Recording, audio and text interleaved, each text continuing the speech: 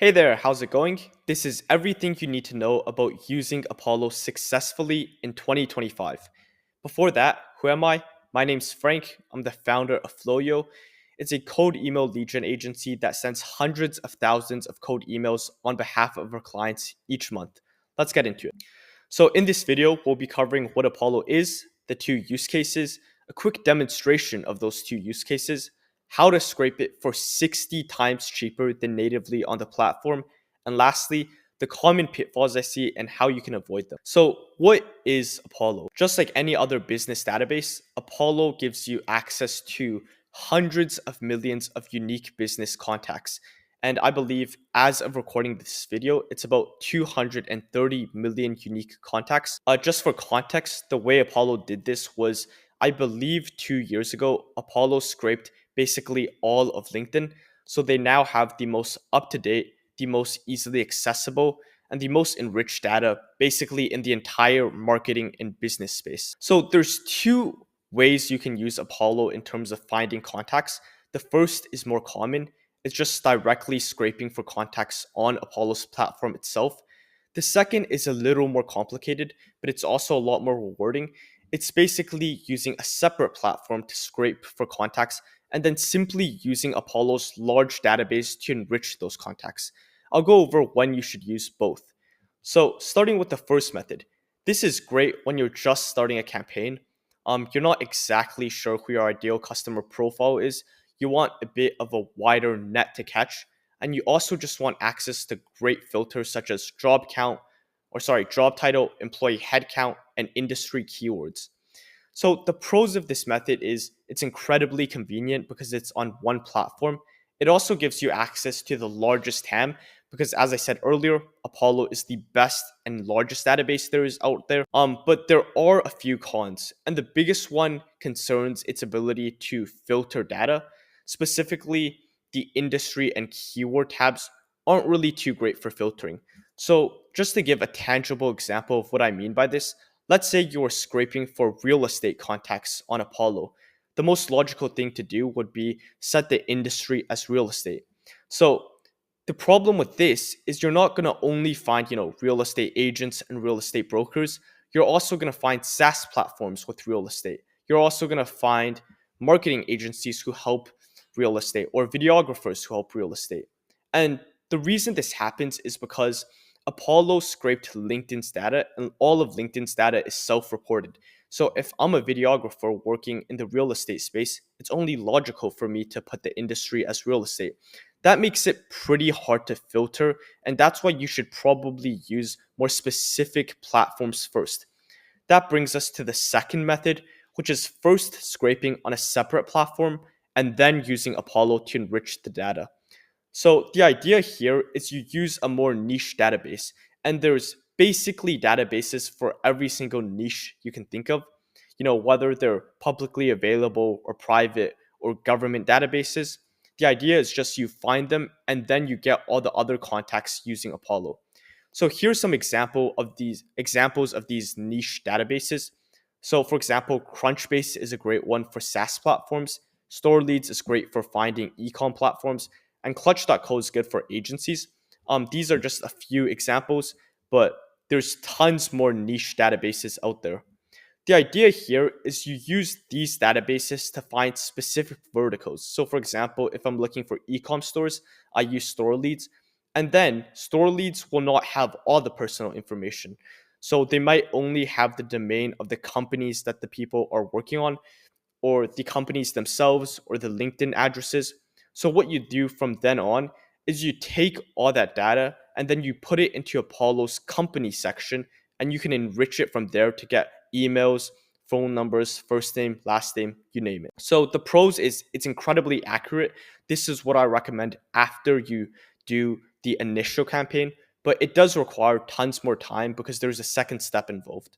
All right, now for the walkthrough of Apollo. So this is the domain, apollo.io. This is the page you're going to see. Just click login and sign up for an account if you don't already have one. For the purposes of this video and basically using Apollo in general, the only two tabs you're going to need are find people and find companies. So you use find people when you want to find specific unique contacts directly on Apollo. That's method one. You use find companies when you want to enrich data you already have. That's method two. So now let's talk about the first method, which is finding people directly. Just to give you a quick rundown, on the top left, you can see the total contacts after you've applied filters. So right now, before I've applied any filters, there's 230 million contacts readily available on Apollo. You can ignore net new and saved. Basically, the only reason you'd use this is if you were to actually save data on Apollo, and in this case it would give you the option to save data you've already exported, and that allows it so that if you were to find a new list, you can just only find unique contacts. The reason we don't use this is because, again, it's incredibly expensive and there's better ways to do this. All right, basically all your time using Apollo will be spent on only this left tab. I'm going to talk about this more in Common Pitfalls, but just stay away from the search bar because it only finds exact keywords. So it's not great for anything else but looking for keywords. So the first two tabs I don't usually use. The third tab is where you start on Apollo. Most people recommend you to put verified. This just gives you their database of verified people. And then they also tell you to not include catch-all emails. So this is typically the setup. The reason I have this unchecked and this checked is because after I export Apollo data, I'm going to continue to verify that data with another third-party platform. So, Million Verifier or Lead Magic. So therefore, I don't need Apollo to do it directly. I prefer the other methods that are a bit more accurate and can squeeze a few more leads. So now, just a quick explanation of what catch-all emails are. Catch-all emails are basically emails where the ESP or the service provider cannot determine if the email exists or not. So some good examples of this are admin emails, support emails, maybe inactive emails. These are all catch-all emails. We still want to include them because there's certain ways to find verified catch-all emails that you can actually send to, and you can exclude the rest. So you can use things like scrubby.io, for example, is a great platform to do that. The next tab you're going to use is job titles. And from now on, let's just say we're looking for managed service providers. So managed service providers just provide IT services outsourced for other companies. So if I were to start on job titles, I would probably want to contact the CEO, founder, the principal, the president, the owner, and let's just keep it at that for now. So if you're actually to do this by yourself, I recommend you use something like ChatGPT just to get the exact types of titles you're looking for. You can just ask it, tell me the titles of all the number one people at a company, and you'll get these types of contacts. And then always tick include people with similar titles unless you're doing something very specific. This just makes it so that if I put CEO in my title, I'm also going to get chief executive officer. I'm going to get chief executive and stuff along those lines. All right. Next, we have locations. So there's two tabs here. There's a contact tab and then the account HQ tab. So for all intensive purposes, you should be sticking on the account HQ tab. So let's just say we're looking for MSPs, so managed service providers in the United States. The reason I say use account HQ is because this will give you the location of the actual company, whereas contact will give you the location of people. So when you're scraping for companies, if you're looking for US based companies, someone might work in the US, but they might be remote. So their company is actually in Canada or Australia. So it's much better for filtering if you use account HQ. Now, you use employee count to further filter down your list just to determine how big the company is. You can use these preset options. So let's go 1 to 50, but you can also use a custom range here. And we can also type in 1 to 50 here. We can also type in 1 to 40. This is the brunt of what Apollo is used for, which is the industry and keywords. So I earlier explained that the industry and keywords section isn't too accurate. I'm going to kind of show you how you get around that. So let's say we're looking for managed service providers, and we search up MSP. This obviously isn't an industry because it's not broad enough. Managed service providers. This also isn't an industry. So instead, probably the best option we have is IT and services.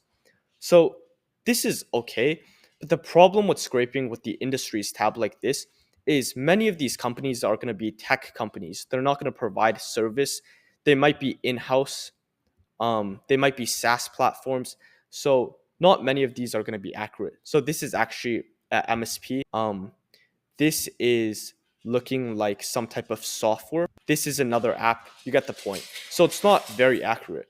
So I typically tell people to stay away from the industries tab for that reason. It was pre-selected by LinkedIn filters that people obviously self-report to. So therefore, it's not very accurate. Instead, what you should use is keywords. And this allows us to get a bit better accuracy with Apollo. So we can put in MSP, managed service provider, IT support. And let's just put in these three for now, or IT services as well. And now the options we're going to get are probably going to be significantly better. So as you can see, we have IT support, we have managed MSP, we have MSP, IT services. So definitely better results than before. Lastly, if you want more results, we have 71.5K right now. You can also do company description. So this just makes it so that Apollo looks at a company's SEO data and further determines if they're meeting any of these following keywords. And that just added about 6 to 7,000 extra contacts. So these last few sections, market, SIC, and AI filters, these are all actually pretty new by Apollo. In fact, I'm pretty sure that Apollo added the market segments as well as the SIC sections maybe just a few days ago. So they probably heard my concerns as well as the concerns of dozens of other, businesses trying to find leads. So they now have a section with for B2B, B2C, e-commerce specifically, SaaS platforms specifically, which was an absolute pain to filter for. So Apollo is definitely improving. So you can play around with these as you will. But basically now we have our entire Apollo list. That's method one.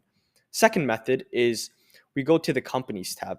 And let me just quickly take off all the filters here. So we're back to 230 million. Let's go to the companies tab. So usually what you do here is you'll have a list of domains from another platform, right? So earlier I said Crunchbase, Store Leads, and Clutch.co. These platforms will give you domains. The way you find the personal contacts of those people working at those companies is by putting the domains here. So as you can see, this include/exclude list of companies. You can just put in companies. So let's do Dell.com, Salesforce.com, Google.com, Microsoft.com, Amazon.com. So now if we press save and search, we'll see the 5 companies we inputted. And then we can see a bit of preliminary information about them. So the industries, the keywords, etc. Now that we have the companies we're looking for, which was from the other platforms we used, we now try and find the specific people. So since I set the parameters already in find companies, now I have that data in find people. So in just those 5 companies alone, there's almost 1 million contacts, which is kind of crazy to think about. But now we can filter from here. We can do verified, don't include catch-all. Let's just say we're looking for the CEOs of these companies, we're looking for the founders, we're looking for software engineers. So now we're left with 40,000 contacts. So this is method 2. I'm obviously not going to go into the specific scraping on each individual platform, but just assuming you have a list of domains or company names, you can use method 2 to enrich for all of these specific contacts and filter accordingly. All right, so you just got the data from Apollo. What's next? So what's next is to scrape the data and actually export it so you can use it. There's one definitive way you should be scraping Apollo. That's going to save you 60 times your money if you were to take and export that data directly off Apollo's platform itself. So just for context, Apollo's platform is incredibly expensive. For bulk lead generation, 1,000 leads is going to cost you $50. If we scale that up to 10,000 leads, that's going to cost you $500. So obviously that's much too expensive, especially if you have clients, if you just want to run a few test campaigns. There's also a hidden export cap on Apollo, and I believe it's 10,000. So you're only able to export a few thousand leads per day before it puts a large limit. So what's the alternative to using Apollo? It's to use Apify. So Apify is basically a large database platform for scrapers, and you probably heard of Apify scrapers for Instagram, Facebook, TikTok, etc. Apify also has an amazing Apollo scraper. I've been using it reliably for about 3 to 5 months now. It's incredibly cheap and it's never failed me. It's just super reliable. It's always working. All right, so this is what the Apify homepage looks like. What you're going to do from here is click on go to console. So you're probably going to need to do a bit of sign up or something of that sort there. But once that's all handled, you'll see this page.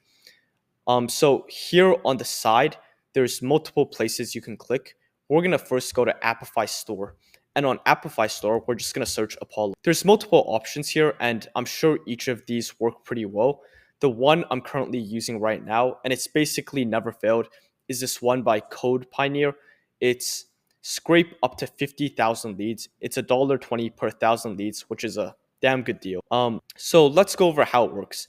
You have all this data here. What you're gonna do is first go to your Apollo search. And just for convenience, I removed founder and software engineers from our initial search. We're gonna copy and paste this URL directly from the home bar. We're gonna put it into search URL here, and then we're not gonna touch number of records. So for example, if I only wanted 100 emails, I'm gonna put 100. Otherwise, to get all of them, just don't touch anything.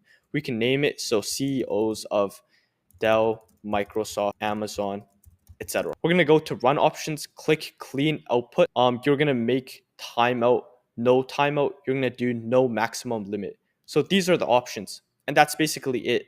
All you have to do is press save and start now, and it's gonna start scraping. All right, cut to our Apify scrape finishing. That took just about a minute, so pretty quick on Apify side. So here's our results. Whoops, we have 150 results. It was 10 cents, so super cheap. And you can see all of our results here. Now let's export this data, and always export it as a CSV so you can upload it to a Google Sheet, or you can upload it to your code email campaigns directly. We're going to choose CSV here.